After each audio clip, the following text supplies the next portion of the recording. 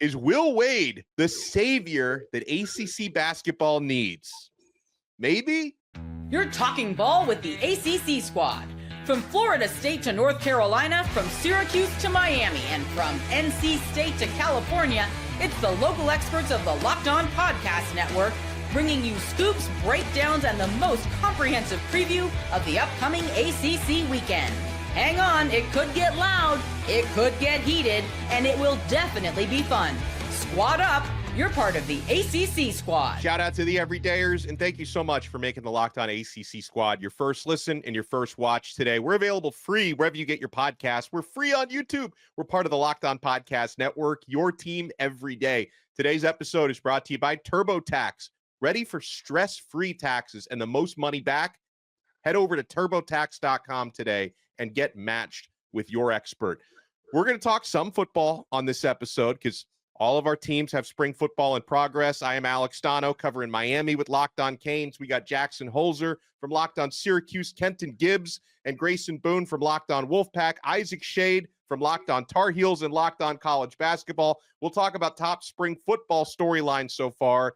Yeah, hoops. We'll talk ACC tournament and what it's going to take to get a fourth team in the NCAA tournament. But guys, Will Wade, who of course has been super successful wherever he's been, including his cameos on those old wiretaps. Will Wade, who has been super successful, VCU, Chattanooga, LSU, McNeese, is being linked to multiple jobs in the ACC, including NC State. So I'm going to let either dealer's choice, Kenton Gibbs or Grayson Boone, you can buy the first round amid these Will Wade links. Well, first of all, Dono, are you a sports analyst or a historian? Why are you bringing up old stuff? Those wiretaps, everything that he did back then is legal right now, okay? If I scream free Sherwood Blunt, scream free Sherwood Blunt for SMU, I want Will Wade free to come to the ACC for NC State. By the way, Will, I know people talk about the money might not be right. I, like all Wolfpack Nation, we shaking the chains cups loose, brother. We turning them over for you. You know, I got everybody on Locked On ACC to bring in their change receptacles. Fellas, bring them out for me. Bring them out for me. Will, all of this could be yours if you come to the ACC. Does he take Apple Pay? Hey, Apple Pay, Venmo, Zelle, we'll pour it all out for you. You see, even UNC fans is pouring it out for you, Will. We love you, brother. Look, all I'm saying is he's being linked to the NC State job the most right now, but there is also a world where he comes to the ACC and does not go to NC State, which would break my heart into a million little pieces, because not only would he be in the ACC, but he would be potentially right down the road at his alma mater at Clemson if Brownell was to take a job elsewhere. Now, I will say this, with Clemson getting an uneven revenue share, they should be able to pay him, get him a raise, get him kept and happy and away from Indiana, but you never know. Get him a good ass offer. But again, to hell with Clemson. Strong. Come on. I botched the Will Wade quote. I'm sorry. We got even stronger offers for you. Grayson, take it away, brother.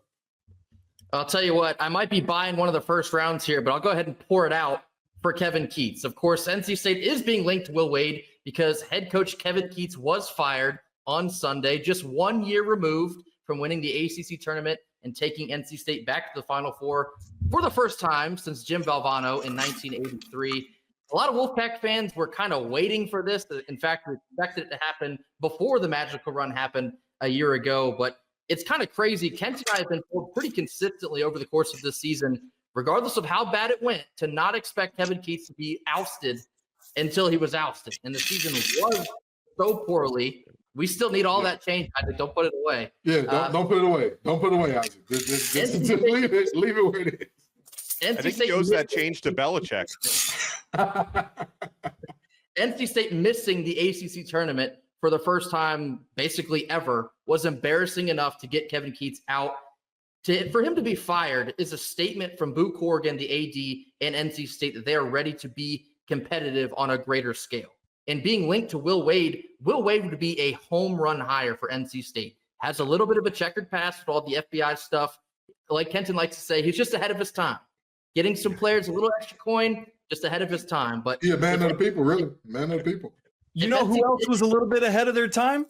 Let's talk about Kelvin Sampson.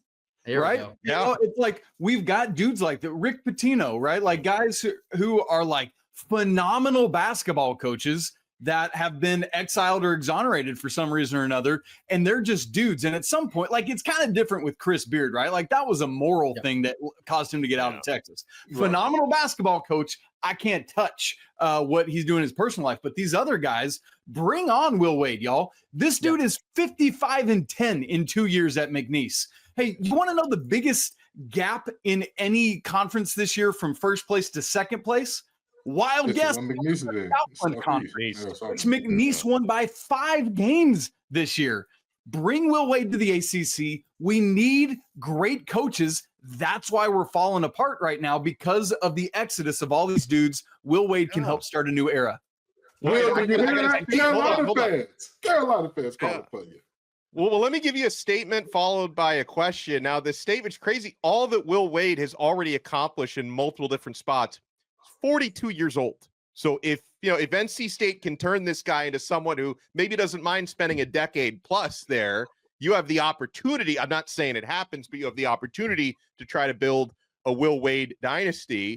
And so, okay, let me pose this question. Whoever wants to answer, if Will Wade arrives in the ACC next year, does he immediately become the most high-profile coach in the conference, considering everybody we've lost over the recent years? No. But he would be up there. Yeah. You don't beat Shire. You don't beat Shire out there. Yeah. Like John Shire's doing just okay at Duke, but he would certainly be up there. And he's also one of those coaches where you don't have to ask the question, what can he do? How's he going to be as a head coach here at a high major program? There's too much trial runs going on right now in the ACC. That's all it is right now. They're all just trial runs. I mean, what can this guy do? Can he really be a head coach? And I want to give credit to NC State here, because you know what they're saying by this firing? Magic carpet rides are not good enough. Magic carpet rides are not enough to save your job. Let's be real. NC State, if they lose in the finale of the ACC championship last year, they don't make the ACC tournament. They don't make the NCAA tournament, and they probably fire their coach then. Lo and behold, obviously, they have that magic carpet ride to the Final Four. Thank you so much. We really appreciate it. But that is not good enough, because that is not a sustainable long-term strategy for success. And then you miss the ACC tournament this year. And of course, in his parting statement, he has to say something about how he wasn't properly supported or anything like that, which is now every coach's, it's in the book right now. It's all in the list of excuses. It used to be, recruiting, we never can get the talent from high school. And now it's simply, we just didn't have the NIL. Bull crap. Enough. You're not very good. It's okay. Will Wade is a far better coach, and this would be a fantastic hire for NC State. And I wish that there were other schools in the conference that would follow suit of NC State. They know that this guy is not the guy. They're not going to try to sit here and wait around any longer, and they're just going to go out and get someone that is simply better. A great example of that is Indiana, which is funny as we have this conversation. Indiana should have fired Mike Woodson last offseason and hired Dusty May, who is from Indiana. He was at Indiana. Where does he wind up instead? At Michigan. Now they're wishing they had it. Like it's a whole perfect thing. By the way, Aladdin, I need you to give us a little snippet of that song while you're talking about Magic Carpet Ride. Come on, Jackson, bring it. Let's hear it. No, you don't. I will. All I'm saying is this. Everybody is talking about Coach Kevin Keats getting fired. Oh, there's no security, job security. Listen, Coach Keats did something that no coach at NC State has done since Jim Valvano. God rest his soul. However, he also ushered in 2 of the worst seasons in NC State basketball history. It's like if you say, I'll never leave my wife, no matter what she does. And then you come home one day, the house is on fire, she spent your savings on the car, and she's like, oh, I quit my job, by the way. That may change your mind a little bit. Well, based on the fact that, wait, I thought she was kind of normal before this. Like, this is what this season was. It was an absolute dumpster fire in which the can't get right-itis would not leave NC State. So this isn't a traditional, oh, he was all right. This was a middling team and they fired him. They were terrible this year. You ended your season by losing to Miami. Ouch. You ain't got to talk about it. Defeated on the road. Not a single road win all year. In conference, out of conference, nothing. I don't want to hear it. I don't want to hear And to that point from Jackson, you talk about NIL support. Did you think it was going to get better going into next year after having the worst season exactly? ever? Absolutely not. These ADs, like, they're like, oh, we don't have the NIL support. I'm like, yeah, well, maybe if you hire someone that people believe in, you will get more NIL 100%. support. You hire Will Wade, people are going to be like, oh yeah, I know Will Wade. Will Wade's teams typically go to the NCAA tournament. Will Wade has just led McNeese State to unprecedented success in their history. Oh, by the way, he was really good at LSU. Have you seen LSU since Will Wade is gone? Does LSU have a decent NIL budget? Absolutely. Can they win basketball games? No, they can't. This would be a fantastic hire. You're going to get more NIL, and lo and behold, you're probably going to become a really good basketball team, maybe as soon as next year, if not the year after. When we come back, let's shift gears to the ACC tournament. Early action on Tuesday at Pittsburgh got hosed. Let's talk about it right here on this brand new episode of The Squad. Keep it locked.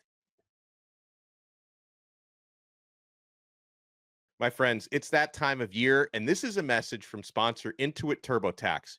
Taxes was waiting and wondering and worrying if you're going to get any money back, and then waiting, wondering, and worrying some more. Now, Taxes is matching with a TurboTax expert who can do your taxes as soon as today. An expert who gives your taxes their individual, undivided attention, I should say, as they work on your return, while you get real-time updates on their progress so you can focus on your day. An expert who will find you every deduction possible and file every form, every investment, and everything with 100% accuracy.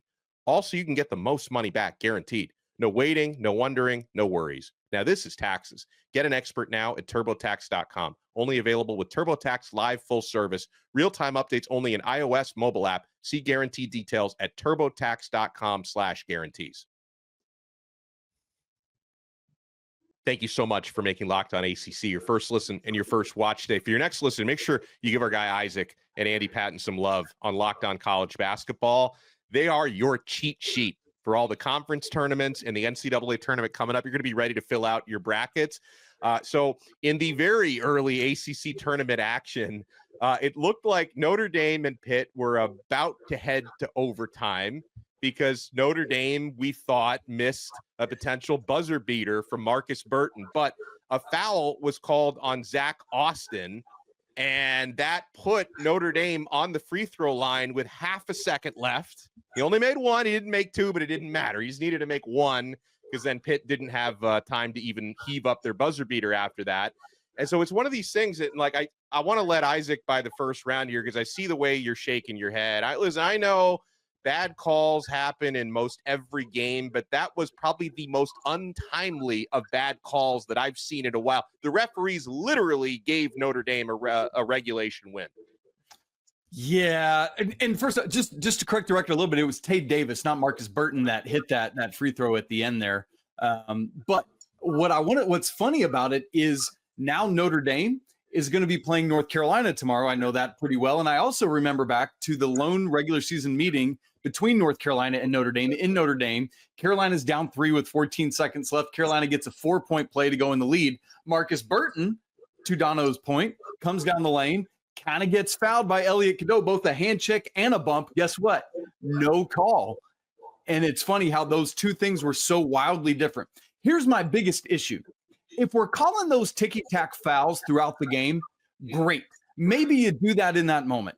This was a wildly physical game, which is what Pitt's MO is all the time. And so I feel like because the refs have allowed, like, it's almost like in baseball. If you're so used to a certain strike zone and then the umpire changes how they're calling that, you don't know how to hit or pitch. In this scenario, we cannot have refs adjudicating the end of game differently than they do the rest of the game, which is already an issue because people are going to advocate for swallowing your whistle here anyway, regardless of how the rest of the game's been called. This is a massive miss, and Coach Capel has every right to be wildly upset. Everybody thought that Southwest Airlines was going to have the worst call of the day by charging people for their luggage. And the ACC ref said, hold my beer. I got something worse for you. Coming right down the pipeline at the end of regulation. But I 1,000% agree with Isaac. I'm not one of those people that's like, rules are rules, and that's just it. If you don't want the call, don't foul. Because playing a sport for 17 years, I know I've played on crews that you know you're not going to get a holding call all game. I played on against that. I played against crews where you could tell, like, it feels like they got something against us. And I wouldn't even go as far as to say that. But in this moment, it just felt insane because, again, Pitt wasn't the only one being physical. Notre Dame matched their physicality for much of the game. And you didn't have players fouling out left and right. So to see that call in that particular moment was just so disheartening because, again, it was a phenomenal game. It was a phenomenal game. Stress-free as a Wolfpack fan because I don't give a damn what's going to happen in the ACC tournament now. My team's at home, you know. But, I remember thinking throughout that game, man, this is 12 seed versus 13, even matchup. It was tied most of the way, lead changes, physical, and then they had to go and finish the game like that. Well, we should have gotten overtime. Absolutely. Yeah, the overall vibe of the game aside, just the foul call by itself, it was completely phantom. There was little to no contact at all. And to end a game like that, it's brutal. And maybe this is a step too far, but that ref should probably not be involved in the rest of the ACC tournament. That is how bad of a call that was, even though I won on FanDuel. Sorry. Here's another thing with it too. If it, like, sometimes you got to make a call if it's winning or losing. If he just doesn't make a call there, we're just going to OT. Yes, exactly. Let the players decide it in that scenario. I think is another part of that. Real quick, by the way, game 2 is happening in real time. Cal's up 2 on Virginia Tech with 1 minute and 8 seconds to go. Another close one. So I'm going to be that guy because I agree. It was a bad call. It was a bad call. Phantom call, not good at all. Should have gone to overtime. Pitt, you have a right to be upset. But what's rule number 1? Don't get yourself in that position in the first place. There you go. Sure. Don't put your fate in the hands of officials. Ever. It's not a good idea. We talk about long-term success, right? Trying to win 5 games in 5 days into the tournament and then winning all those games in the tournament. That's not a recipe for success. You know what else is not a recipe for success? Putting your fate in the hands of the officials. Because you know what? They might screw up. They might make a bad call. Even the dogs are disagreeing with you, Jackson. Even the 4-legged furry friends are coming into the fray saying, what the hell are you talking about? See, this is my problem with Jackson. You were a hall monitor, weren't you? You were that guy that used to tell the teacher, excuse me, Mrs. Smith, you didn't collect the homework. I know. No, that was you, I was Jackson. definitely not. I was the opposite of that. I would actually be on the other side being like, if you do say that, I'm going to actually, I mean, look, I'm not that big, but I'm going to do something to you. I'm confused as to how you come away with that take because, again, obviously, yes, you don't want to leave it in the ref's hands, but the job of the team is not to be so much better that no external factors can take it away. Your job is to be 1 point better than your opponent. And the ability to be that was taken away. But hold on a second. We had this conversation all the way back in September and October when we were talking all this football and Miami was getting all these calls going their way. And every single time we come on here talking about the referees are not rigging the game for Miami or anything like that. They simply make judgment calls. And guess what? They're also human. So sometimes they just screw up. Your job as the opponent is to not leave it so that the official has to make a judgment call because they could get stuff wrong. It happens. Well, I'll tell you this. Here's the thing. I'm sorry to interrupt you, but I have to because here's what bothers me about it. That was, and maybe the foul part of it was not reviewable, but they did review the play to see how much time was left on the clock. So it's like, if you're able to review the play, shouldn't the officials also have the autonomy to say, okay, man, we really screwed that up? There's a problem with that too, though. Here's the problem with it. If they review that play, the foul would have stood because he actually does hit him in the arm. So, like, who's to say that it doesn't get it probably stays, and then we're even more mad. Like, there was a slight little contact here. I probably just let it go, but it was there. Okay, look, can all of these teams are about to get obliterated today as people are listening to and watching this on Wednesday. They're not going for it. Can we talk about the real basketball that's going to happen the rest of the weekend? And let's talk about that. And so, okay, I think an angle to get into this would be, like, we all know who the ACC tournament favorite is, Blue Devils. They're the ACC's best chance of winning a national championship. And obviously, no matter what Duke does in the ACC tournament, they're already a lock for the NCAA tournament. Lock for a top seed. probably the number 2 overall seed. So my question would be, can anybody knock Duke out of this tournament? And let's say if North Carolina were to knock them out in the ACC tournament semifinals, does that get UNC a bid to the NCAA tournament? Absolutely. UNC has to be in if they beat Duke, because that the big knock against Anybody UNC. beats Duke, right? Well, Again, what do you say? If anybody beats Duke, they should be in. No. I disagree with that. Now, again, if Duke loses game 1, who would they have in their first That's game? true. You know what I mean? Like that. Georgia Tech or Virginia. Georgia Tech, if Georgia Tech, Virginia, they're not in.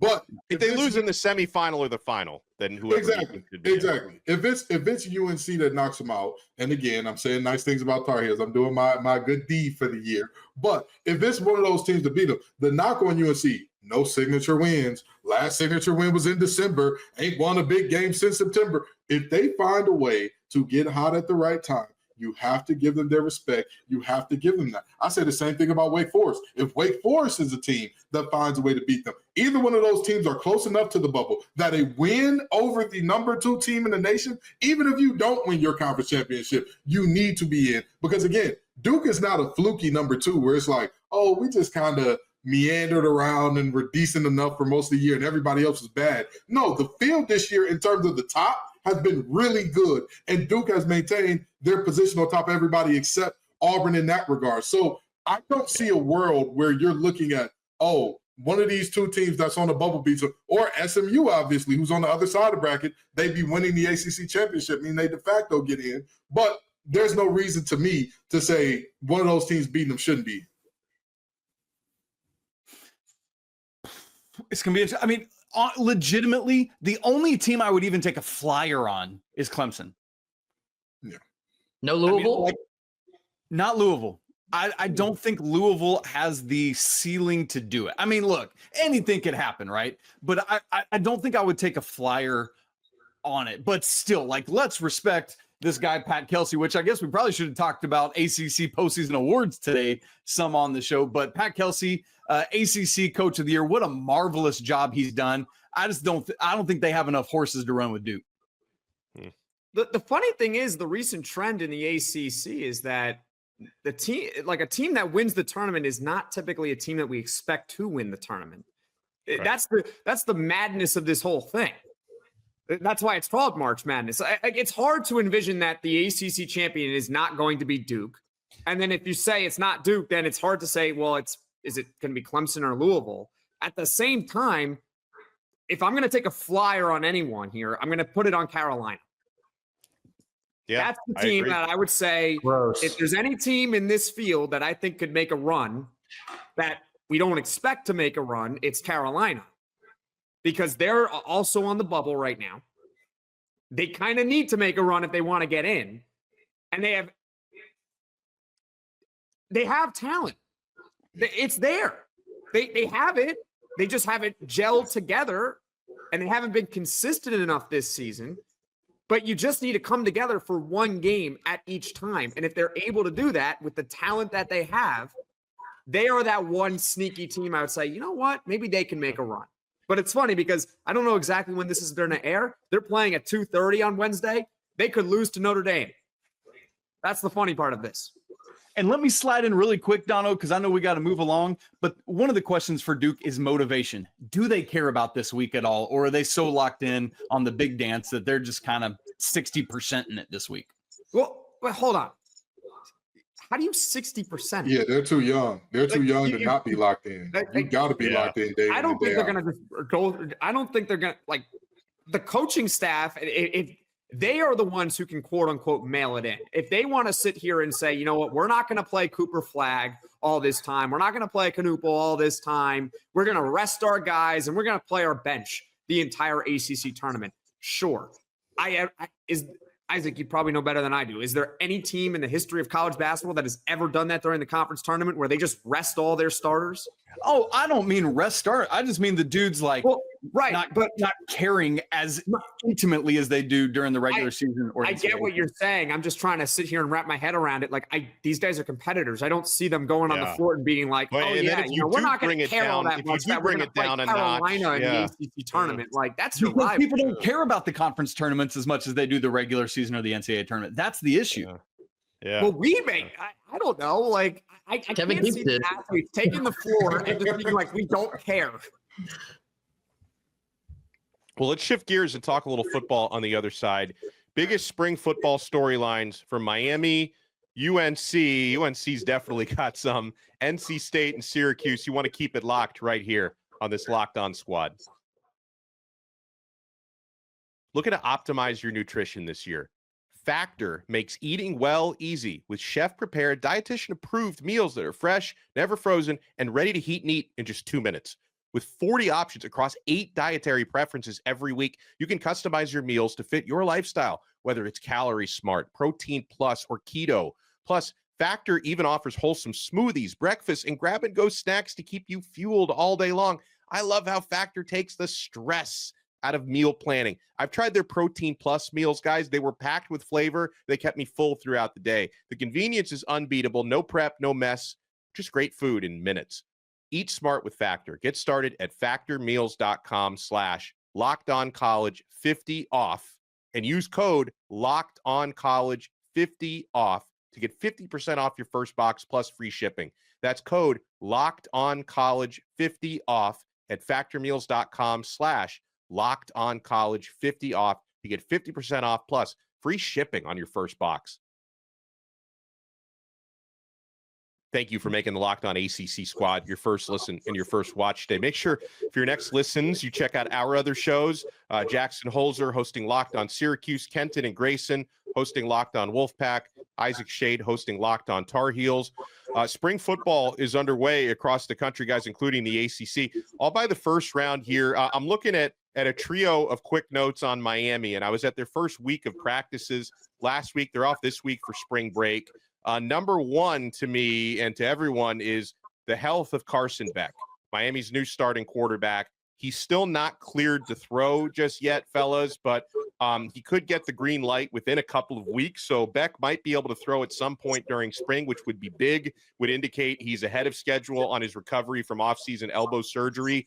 In the meantime, pleasant to see that even though he's not cleared to throw, Beck has been involved in practice. He's been engaging in non-throwing drills. You know, he's doing all that rapport building and install that a new quarterback and a new offense would do this time of year. So he's been very involved. Hopefully he gets the green light to throw. In terms of who he's going to throw to this coming season, the guy who's looked like the alpha in Miami's receiving corps so far, remember they lost their top 4 receivers from last year, has been JoJo Trader, who's a former 5-star recruit out of South Florida. He's entering his second year. Didn't get a whole lot of playing time last year because the top 4 guys had it kind of on a stranglehold, but he's someone who's really emerging in practice so far. And then for Miami defensively, they brought in a ton of new defensive backs, including Xavier Lucas, which was a well-publicized transfer out of Wisconsin. He transferred without ever hitting the portal, which was a first, a new precedent that was set.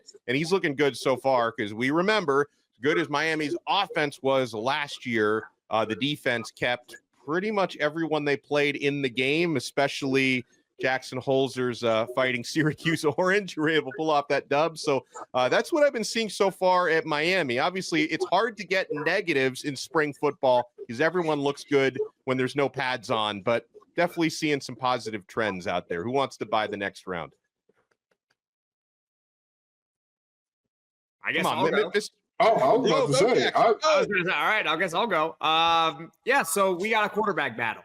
So that's obviously going to be the big story.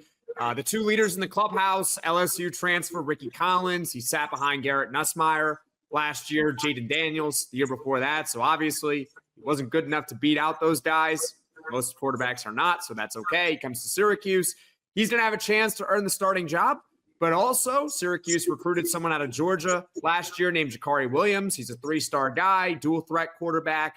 He could potentially be the quarterback 1 for Syracuse next year. And don't sleep on true freshman Luke Carney out of Texas. I would not be surprised if he gets an opportunity to also be the starting quarterback for Syracuse next season, because one thing we know about Fran Brown, he's going to play the best player no matter what. He does not care if you're a true freshman. He does not care if you've been in college for 7 years. He's going to play the best player regardless of the position. So I would say that those 3 guys have the chance to be Syracuse's quarterback 1 next season. one thing about NC State, you're not only breaking in one, but two new coordinators. You've got a new offensive and defensive coordinator, and you're working on a situation where you had virtually a mass exodus at like 11:59 the day before the portal closed. It was like, everybody's here, everybody's back. LOL, JK, we're all going, see ya. So it's one of those things where you're developing a chemistry amongst a lot of transfers and in a new system. Even with Roper being a holdover from the offensive staff that was under an eye and company, you're still going to see a very different system. It goes from an offense that is predicated on we want balance and we want all these things to we're going to go up tempo. It's going to be NASCAR pace. We're going to be downhill, no frills. Everything we do, rolling, go. Every time that ball is down by a ref, we want to be right on top of it. It's a very different philosophy than what we've seen in the past from NC State, which could serve them well because the wide receiving core is by far going to be one of the strengths of that team. So, that's probably the biggest non-player specific storyline coming out of Raleigh. And in addition to that, having two new coordinators, that's probably related. NC State has elected to close off all spring practices to the media, and they will not televise their spring game. I saw that's kind of an epidemic going around college football. I'm not sure if we're the only ACC team to do it so far, but NC State wants to lay low. And I think after falling well short of expectations last year, Coach Dorn's kind of looking for a little reset. They don't want the limelight on them. They just want to be about their business. We'll see if that pans out for them in the spring. You talk about not telling anybody anything. Welcome to having Bill Belichick as your head coach of the Fort Knox and Chapel Hill. Good grief. Look, the position battle for Carolina is obviously quarterback as well, similar to Syracuse, which, like, you think back to Mac Brown 2.0. You had 3 years of Sam Howell. You had 2 years of Drake May. And then you had last year's melting pot of, I think the five of us probably could have got a couple snaps, boys. I did. Do what, Dono? I did get a couple snaps. Dono did. I thought I saw you out there against JMU. I knew it. It was you in the end, the fourth quarter. But you look at guys who were quarterbacks on this roster last year, and just listen to where they are now. You ready? Jacoby Criswell, ETSU, Connor Harrell, Charlotte, Michael Merdinger, Liberty, Max Johnson, on the recovery train, I guess, right? Like, and so just in the fact of where those guys left, they didn't transfer to another high major. They're at ETSU and Charlotte and Liberty. That's what we're talking about here. Coming into the preseason, I think it's either going to be true freshman Bryce Baker, who was wildly sought after and recruited. Coach Belichick did a great job to hold on to him as lots of suitors came knocking down the door after the coaching change. And then Ryan Brown, the Purdue transfer. When his name came across the wave, I was like, huh? And then the more you start looking into it, the more good things you hear behind the scenes about this young man. And I'm just like, all right, we'll see what happens. But I think it's going to ultimately be between the two of them. And we'll see whether it's the transfer or the true freshman. Well, good stuff by all. Want to make sure you check out all of our shows. Isaac Shade covering Bill Belichick and Tar Heels basketball, of course, and college basketball and Locked On College Basketball. Grayson Boone and Kenton Gibbs from Locked On Wolfpack. Jackson Holzer from Locked On Syracuse. I am Alex Stano from Locked On Canes. And we'll talk to everybody next time on another episode of The Squad right here on the Locked On Podcast Network. Your team every day.